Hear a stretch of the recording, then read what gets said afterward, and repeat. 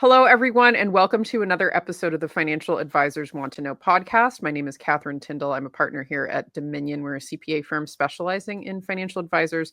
And a topic that I am super passionate about is executive assistants and the role that executive assistants and virtual assistants play in building successful practices. I've seen it myself in my own firm. I see it time and again in clients that are able to implement getting assistants in the right spots, being able to really unlock growth in their firms. And so on today's episode, I have two experts here from Athena Executive Services. I have Gina, who's the founder, and then I have Jennifer, who has a specific specialty with the financial advisor niche, so to speak. She's worked with doing implementations, and they have both been, their company has been part of this movement into virtual assistants long before the pandemic. They've been in business almost a decade, and their unique difference compared with a lot of other companies that do this work is that they solely work with United States-based assistants. So that's pretty different than a lot of the firms that I see out there. And we originally connected through a mutual contact who recommended them. And I got talking with Jennifer and learned more about just how deep they are in the niche. So I want to welcome Gina and Jennifer. Thanks for coming on to the show today. Thanks, Catherine. Thank you. So I'm super passionate about executive assistants. It's something that I talk to basically every client about. And it's also one of those things where when I go to do initial assessments for advisors, one of the first things that I do is I calculate something that's taken. I'm sure you're familiar with Dan Martell, who wrote a book called Buy Back Your Time, that's really focused on how to implement having assistants in your firm. And something that we do for everybody that comes in now is calculate their buyback rate, which is a calculation based on how much do you make per year, divide that by 2,000 hours, divide that by 4, and any task that you could outsource to somebody else for that dollar amount, you should be outsourcing that. And for a lot of the advisors that I talk to, they've never done that math before or even thought about that. And so it's a huge revelation for them to realize how many things that they're doing are basically holding them back from the growth that they want in their firm because they're doing all of these low value tasks that they really could be getting the assistance of an executive assistant. So I wanted to throw a question to you first, Gina. I have my own defenses of why I think everyone running a firm should have an executive assistant. What do you say to the skeptic who says, I'm too small, or I'm just starting, or I can do it myself for better or cheaper or faster? I'm sure you hear that a lot. And what's your common take on that? Yeah. Well, first of all, it's accurate. You can do it better, faster, cheaper right now. You really can. Mm-hmm. So, my biggest response is when you get an assistant, it's an investment in who you're going to get to be 3 months from now, 6 months from now, a year from now. So as long as you want to keep being the one doing that repetitive task that you do every single week, or every time you meet with a client, or every time after you meet with a client, or every time, blah, blah, blah, blah, blah. If you love that and that is your heart's joy and you want to keep doing that, you should keep doing it. But I don't think that's why advisors became advisors, to do that work.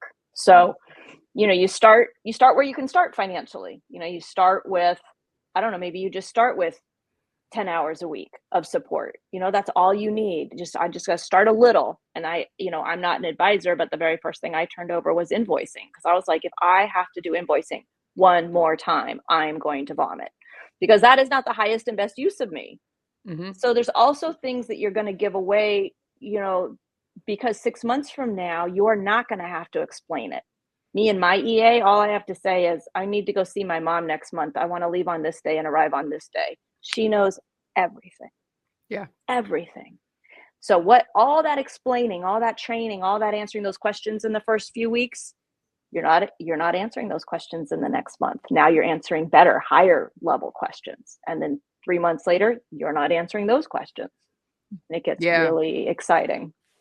No, and that's what I've seen in the progression in my own practice with my executive assistant. And we had, I have a methodology with her of, we track everything in systems. So we use Notion a lot in our firm. And, I know for a lot of other firms, they have compliance, different tools that they have available to them in CRM systems and that sort of thing. But a big piece that I always get is from pushback is, well, what if they leave? Or, what if they don't work out? And it's like, well, at least for me, a big part of the process is really just documenting everything of, hey, Avi, like, this is how this needs to be. And like, these are the 3 vendors that we use for this. Can you pop this? And anytime I give her new information, part of the expectation is that it goes into Notion where it's going to live, so that eventually, the success of as you grow your practice and firm, and what I'm experiencing now is, often those early administrative assistants are kind of juggling all the balls that you are too. And so they're doing a lot of stuff. And then over time, it's like, okay, we're going to bring in an outside bookkeeper so they don't have to do a lot of this stuff anymore. Or we're going to bring in specifically an ops admin to specifically do the ops admin work. And so they get kind of upgraded into executive, more just purely executive assistant work. And so having that good documentation system has been super helpful for us, because as you're going to keep growing, that assistant's going to keep growing too, in terms of what they can handle for you. And then also what you offboard. What are some common misconceptions that you see people in the field have about working with an assistant? Common objections that you get that you don't think are well-founded, or maybe, mindset shifts that you think people should have, specifically, any of the advisors that you've served where you've seen, shifts in their practices. Yeah, I'll say a few things, and then Jennifer, I think you can add to this too. It's I think that there is a little misnomer, like I am going to have to explain every single detail to them, and that's just going to be exhausting. And while this might feel a little risky, I'm a fan of give them what you can give them, what you have time to give them to explain a project, and see what they can do. You will be surprised. So I hope this doesn't sound too rude, but I call it like giving somebody more leash than they deserve, because then I find out, oh, heck, they're fine. They did great, or they did 80% great. I didn't have to sit on the phone with them for a half hour. They got this ball 80% of the way down the field. Oh, so I think the more you can trust, which I know takes like holding your hands behind your back and just holding your breath and just hoping it's going to turn out. But the more you can do that, I think the more surprised you're going to be, and the more you're going to learn the capability and the capacities of your EA. Because every now and then you're going to go, wow, they're really good at that one thing. I wasn't really looking for them to be a great writer. I wasn't really looking for them to be so good at this thing, but gosh, they are. Okay. So you're going to stumble upon some cool things if you kind of loosen your grip and heighten your trust level.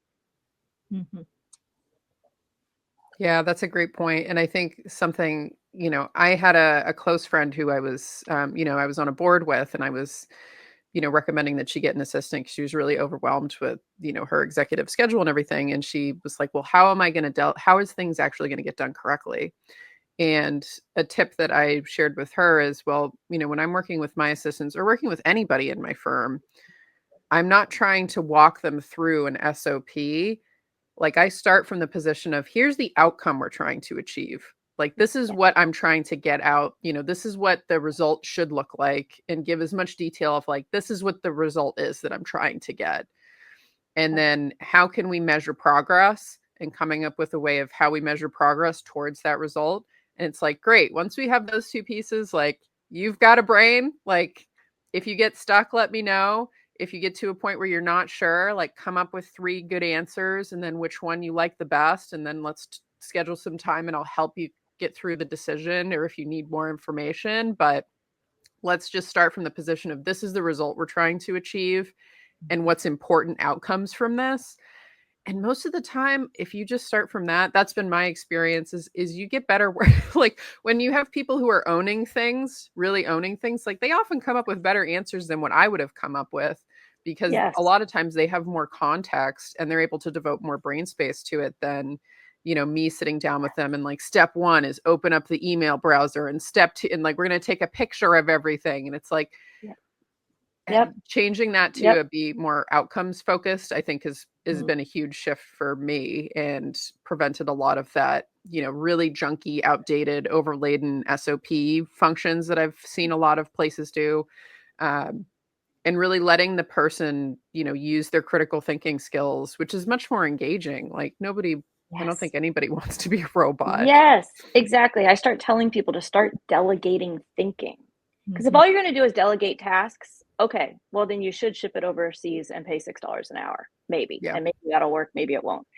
But you can delegate thinking, which is so like that's what frees up your brain as an advisor or an executive to now go put your precious hours of brain power onto something that really is worthy of your expertise.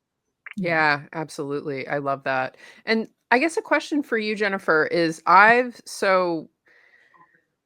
in the general scheme of having assistants, I think advisors see a lot of benefits from it. But what are some particular things to their industry or implementations that you've seen advisors have challenges with in terms of, big one that everybody that immediately comes up is, compliance issues and data integrity and things like that. But what are some of your experiences been with working with advisors specifically in the context of their practices? Just a slight interruption in this conversation. I wanted to bring to your attention two things that are important for you to know. So, we're always at the mercy of social media algorithms. So, if you can subscribe to the show, that would mean a lot to me. Even more to me if you can leave a rating and let me know what you think about it.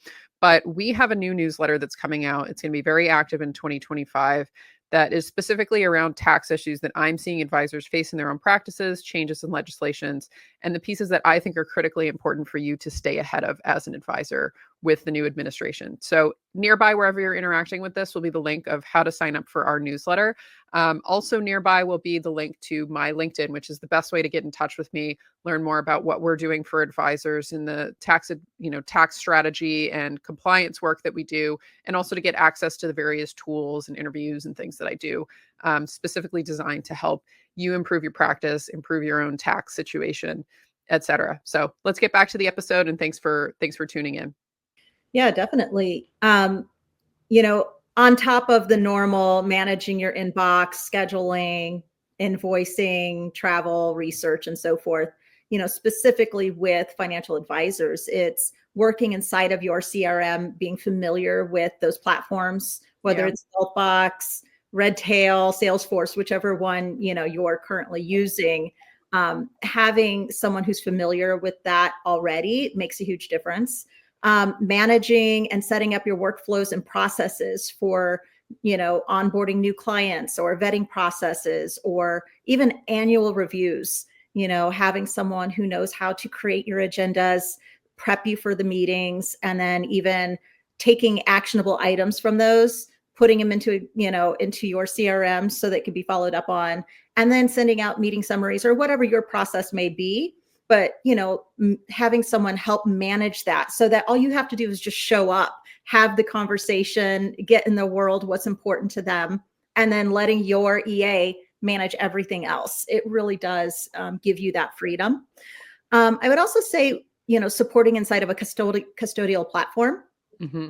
So having someone who is familiar with the platform, who's able to go in, fill out that paperwork for you. It's a lot of data entry, knowing where to go get that information, filling it out.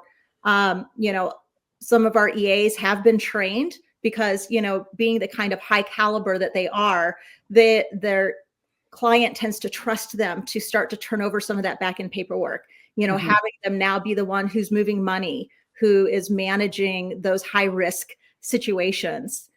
So having someone who's able to support you in that, it's literally taking everything off of your plate that's not the highest and best use of your time so that you can actually go out, be with your clients, grow your business, whatever, you have your attention on, even if it's just going to be on vacation, Mm-hmm. it really does make a difference to have someone who you trust to manage all of that for you.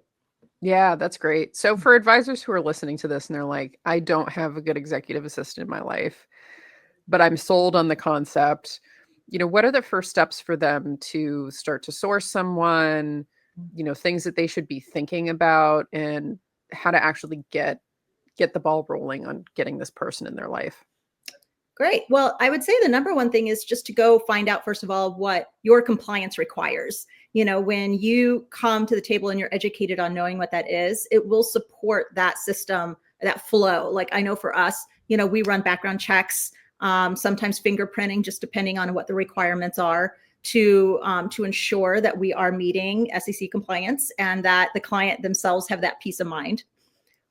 You don't have to have all of your ducks in a row to get started. I have a lot of people come to me that are like, well, let me go figure this out. Let me make my list. Let me go see what I can do. It's like, or you could have your EA actually jump in and create that with you and support you on finding what needs to, what processes need to be written and so forth. So, you don't have to wait to start that process.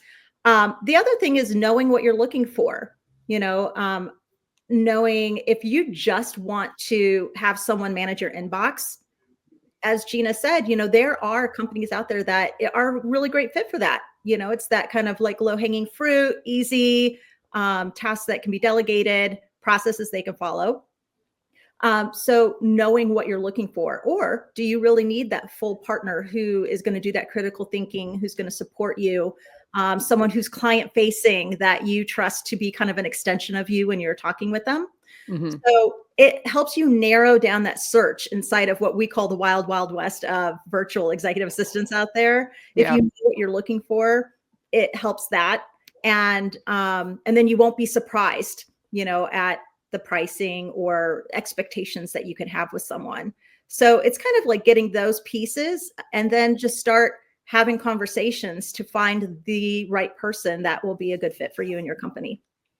Yeah, no, that's a great point. And I guess once, when people are going into like the interviewing process or, okay, we're actively trying to find assistants, do you have any general recommendations for questions that you should be asking or maybe introspection that you need to be doing prior to coming to that conversation? And to give you a little context for that question, like something I'm really interested in is personality typing. And so when I was looking for my executive assistant, like a big piece to me was, here are my weak spots. They are never going to not be weak spots. I'm not really going to try to fix them because I have better leverage leaning into my strengths. And so what I'm looking for is someone who can cover these weak spots. So any recommendations you have around how people should be contextualizing, because it's a person-to-person relationship, like an executive assistant when leveraged correctly, like mine has access to all my payment, account. Like she's got access to everything, my inbox, my life. Like you kind of have to have that. If you really want to get the most out of an executive assistant, it really has to be that open relationship. And so that it's almost like dating. It's like you're really looking for somebody that you can really trust to that level. And so what's some advice that you have when it comes to, like dating, finding an executive assistant on that, that person to person level beyond just like background checks and that kind of stuff? Yeah, Catherine, you pointed to probably one of the number one things is, actually getting clear on what is important to you. What do you want to spend your time on? And then that will help you on narrowing down everything that you want to delegate so that you really can then go invest your time where it's wanted and needed. And so once you're kind of getting clear on those two aspects, that will then have you come and now we're looking at skill sets. Now we're looking at when you're talking with someone, you can start to see like, what do you want your EA to be proficient in? And that allows the person that you're interviewing have an idea of being able to say whether that's something that they can do or not. And the time that you're willing to put into it, like how many hours a week are you wanting to delegate to someone? You can start with something as low as 10 hours to at least get someone in there and offboarding some of the things that will just give you that freedom right away, feel that relief right away. You can build from there as well. So, those are some of the first things. But when you are talking about personality, that's something that we at Athena really highly value is I can be over here looking at skill sets and everything that you're looking for. But it does come down to having that face-to-face interview with that person to be like, do we really mesh? Can I bring them onto my team? So that is part of our vetting process is that we actually have our clients meet with our EAs and we're very professional about it. If it's not a match, that's okay. We get it, so we're not afraid to go back, look at what might've been missing for them so that we can bring that in the second time around. But if you're coming to the table going, I need somebody who is not afraid to make suggestions, who is gracious and great with people, and who likes to have fun, or someone who they just straight communication and they're just on the ball and they're focused. Those things help when you're trying to find someone that you want to bring onto your team. Mm-hmm. Yeah. And something I see a lot of times with when people are looking for roles in the past, they'll cobble together just like this cacophony of good traits. And something that I've learned over time is like, no, my EA is going to have certain weaknesses too. And that's okay. Everyone has that. And instead of trying to ding them on a weakness, it's just realizing where that is so that you can manage them successfully. Instead of, I want somebody who's great with people and super organized and super determined and, never makes mistakes. Like they just give this list of like, nope, you're not like that. Like nobody's like that. So finding really those weak spots, I think has been what I've found to be a winning ticket for myself and, for the other people in my firm to be able to give them grace for who they are too. But I love that. So as we kind of wrap things up, any closing thoughts or other things that you think maybe advisors should be aware about with the work that you do or, things that maybe we didn't hit today? I think that one thing that's tricky, like when people are shopping, if we were to give people advice on shopping, the industry, because it is kind of crazy right now, right? Yeah. It's unregulated and anybody and everybody can do it. And it's all valid, right? So you do have the overseas options. You do have the stateside agencies like us. And then you have what I call the unicorns, which is like Sally Sue is sitting at her dining room table right now in Kansas City and she'd be perfect for you, but now you got to go find her. Yeah. So it's kind of wild. And I think a couple vetting questions, if you're shopping, I would ask an agency or anybody, especially if you're going to go with an agency, is what happens if my EA/VA leaves? Like that's a good kind of pressing question to ask somebody. What are you going to do if they decide to move to Zimbabwe? What are you going to do if there's like a family emergency? What are you? Because, obviously we're proponents of US based agencies because that's what we are, but you're paying a higher price for people to solve those problems for you if they arise. So I would ask that. I will tell you the hardest question I got asked when I was running everything about this firm, it threw me back, was somebody said to me, so what do you pay your EAs? Now, I know I don't owe them that answer, but I thought that was a very smart question because if somebody says to you, I pay them $13 an hour, you might be influenced by, I don't know if I want that person writing emails to my client. Yeah.